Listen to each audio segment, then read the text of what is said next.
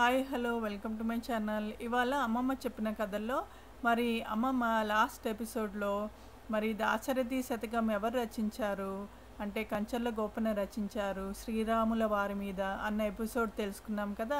So ఇవాళ ఎపిసోడ్లో అమ్మమ్మ దాశరథి శతకంలో ఒక పద్యం చెప్పబోతోంది, దానికి అర్థము.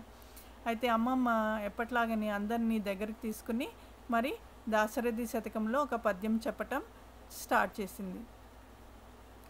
శ్రీ రఘురామ చారు తులసీదళదామ సమక్షమాది శృంగార గుణాభిరామ త్రిజగన్నుత శౌర్య రమాలలామ దుద్వార కబంధ రాక్షస విరామ జగజ్జన కల్మషార్ణవో తారకనామ భద్రగిరి దాశరథి కరుణాపయోనిధి అని పద్యము చెప్తుంది.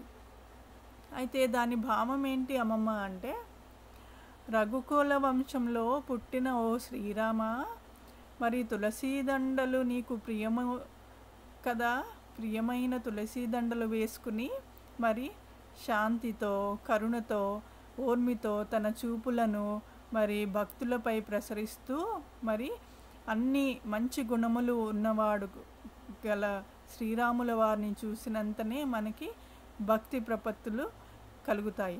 అలాగే ముల్లోకములలో మరి ఆయన పరాక్రమాన్ని చూసిన వారు మరి ఆయన్ని పొగుడుతూనే ఉంటారు. మరి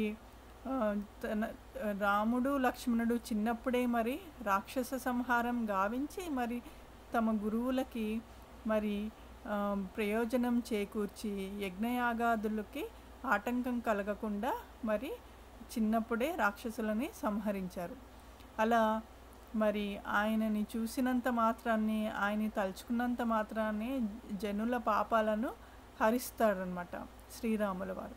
అట్లా దయకు సముద్రుడు వంటి వాడు ఓ భద్రాచల శ్రీరామ అని భద్రాచల రామదాసు రాముల వారిని ఈ పద్యంలో పొగిడారు. సో నెక్స్ట్ ఎపిసోడ్లో ఇంకో పద్యంతో కలుద్దాం. Thank you, bye bye. So అమ్మమ్మ ఇలా చెప్తుంది భావం అన్నమాట. సో నెక్స్ట్ ఎపిసోడ్లో మళ్ళీ కలుద్దాం. Thank you, bye bye.